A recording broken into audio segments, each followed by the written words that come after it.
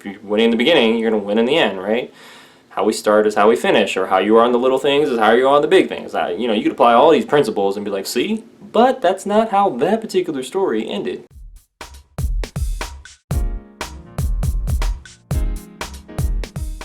An Amway Skeptic said, I look ridiculous. What's that all about? Well, let's read their comment on one of my videos to find out what they really were thinking in their head, which probably not nice things. It's okay, it's okay. Here's what he said. He said, a legitimate job isn't a pyramid scheme. You MLM scheme defenders need to understand that as your comparisons to legit jobs make you look even more ridiculous than you already are. And your unreasonableness makes you look even more ridiculous than you actually are. He says, in a legitimate job, a person agrees to work for a set salary. And when a person joins a network marketing company as a distributor, they agree to a commission-based compensation plan that whether they fully understand it or not, or the income disclosure statement, that's another story. That's up to them to do their research and get educated, but, you know.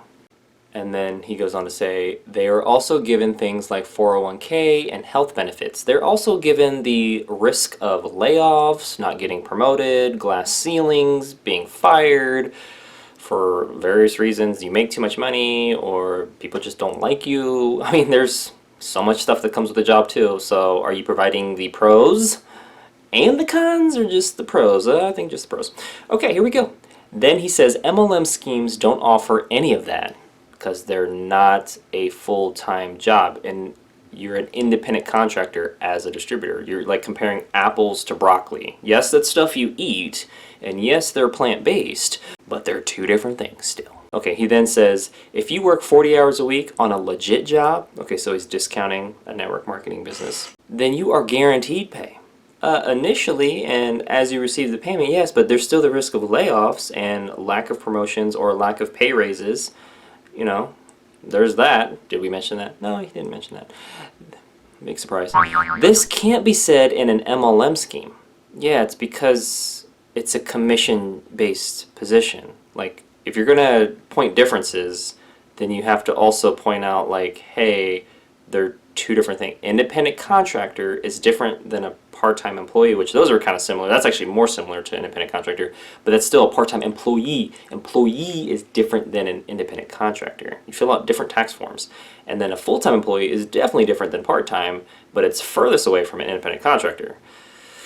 Okay, all right. We're like, apples and oranges would be full-time to part-time, and then broccoli is like the independent contractor. Yeah, it's all plant-based, it's all stuff you eat, it's all stuff you could get paid on, but it's different ways you get paid, and you know, and there's similarities and differences.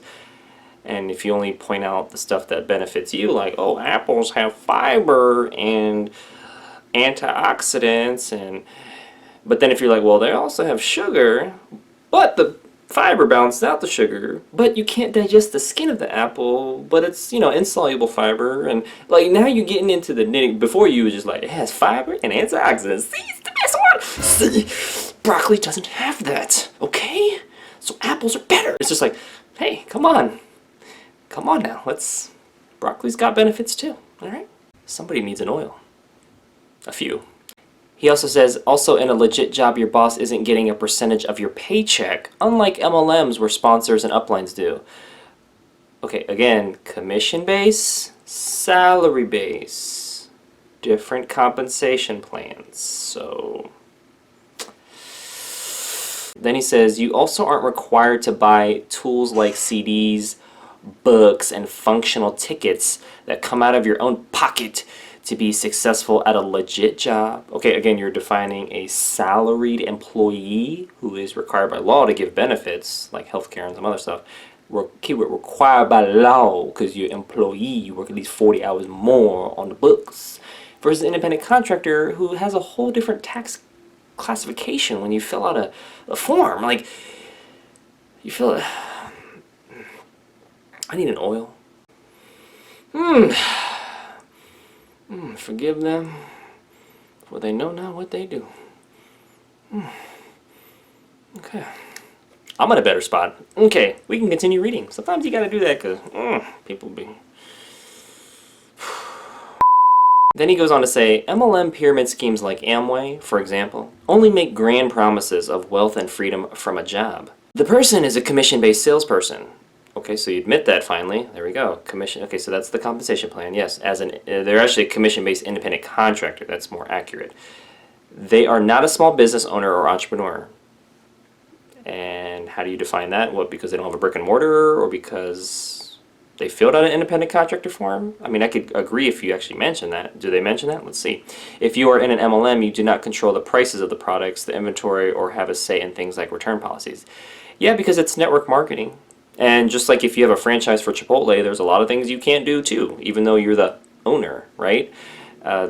So there's going to be compliance things, there's going to be regulations for the government, whether it be local, city, state, whatever, and there's going to be things with the company. You know, I think we have to be more objective and look at the bigger picture. That's what I'm getting all semi-riled up, but not really. I'm cool. I'm good. I'm telling you, the oil's good. Went into the limbic system, which controls your mood and emotions, and you know, whenever I get a little, then I get a little, and then, okay. Then he says, if these schemes were so great, companies like Amway wouldn't have to tell their recruits not to mention the company name when prospecting. I mean, they could do that for a number of reasons. Maybe to build curiosity. That would be one reason that I could think of. Maybe there is more of a negative connotation with MLMs, network marketing, or Amway from their past because they've been around for, you know, a long time. So maybe they just don't want people to research that and find this video on YouTube or other things that may, you know, turn somebody away. So that could be another thing. They want to be in control maybe of how the information is disseminated to the prospect. So even though it may be one-sided, you know, pro Amway, and they would maybe just get anti-Amway online. That may be, I mean, those are a couple of legit reasons if for them, right? And may not be as a prospect. You may be like, well, I want transparency, and if I find the anti-Amway stuff, I'm going to try to find the pro-Amway stuff too, and then I can go into the meeting with more education and knowledge from both sides.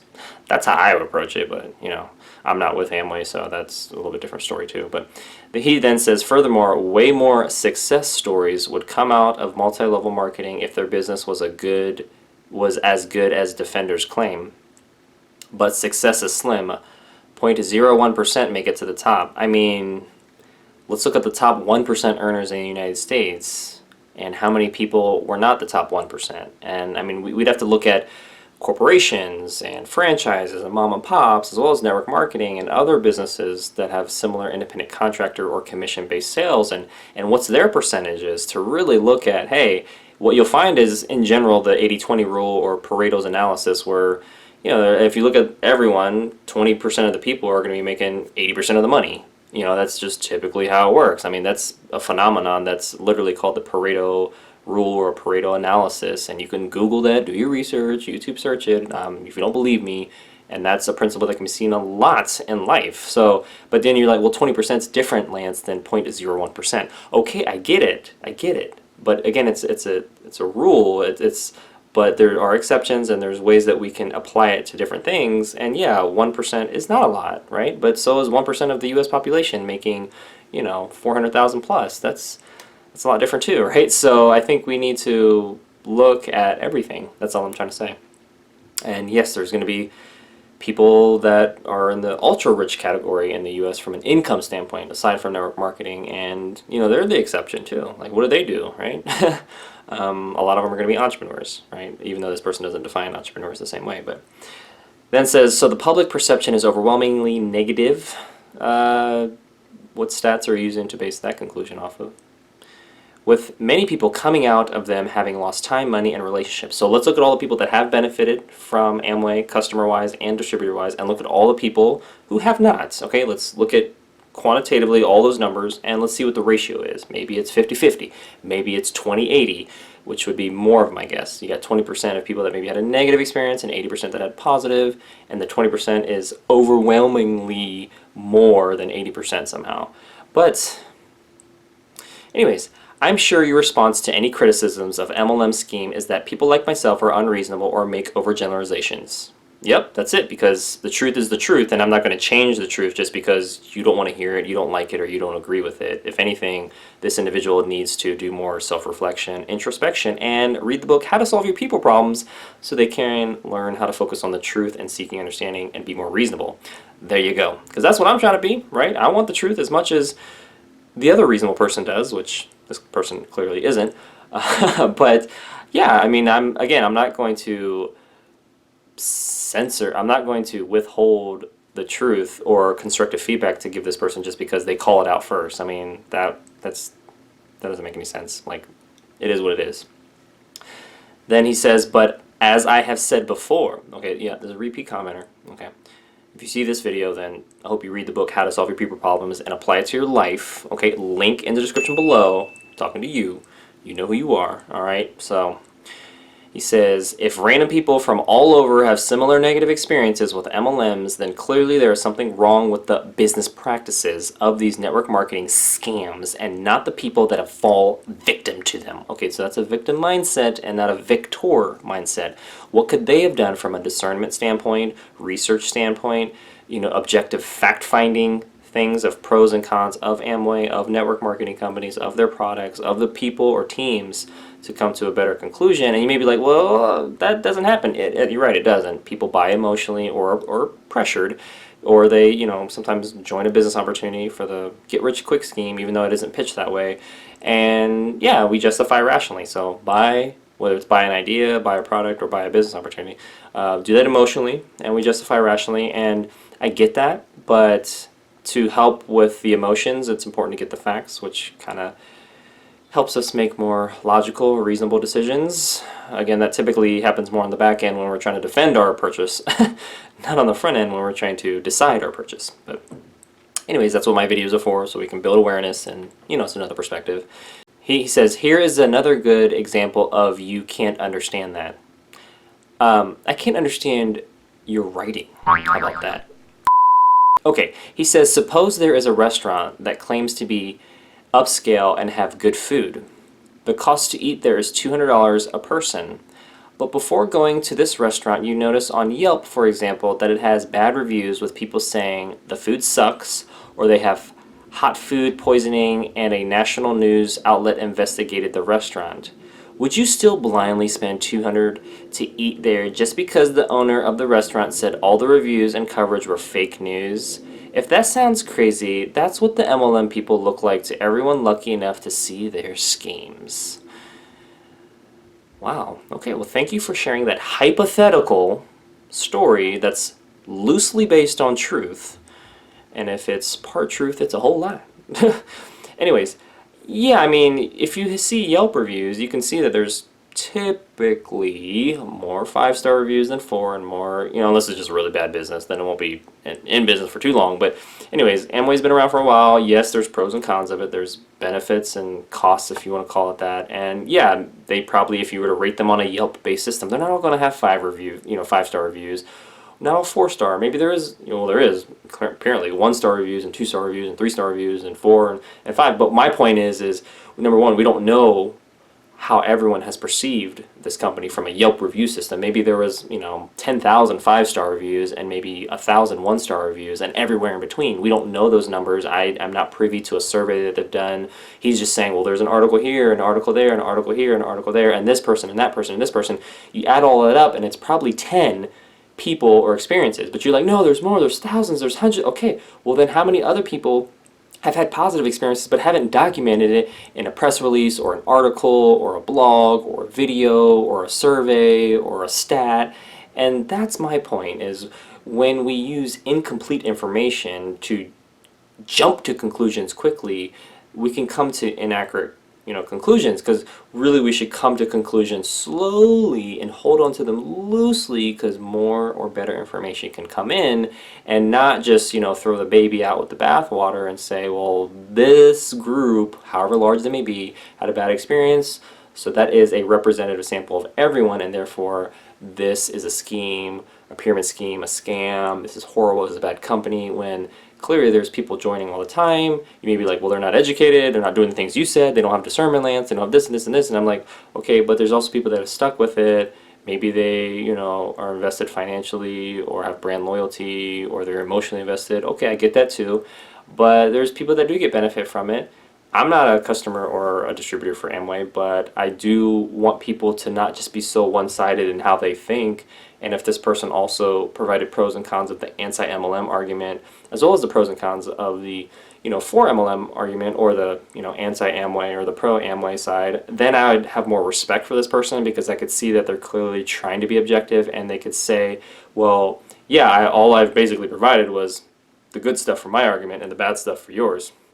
That's still like half of the story, and that's not a complete story. Like if somebody, you know, told you about the story of the tortoise and the hare, and they're like, yeah, the hare, he zoomed off and he was winning, the tortoise just all slow, and guess who won, you know? And then they just said that, and you're like, well, actually the hare, he ended up falling asleep, and then the tortoise ended up beat him.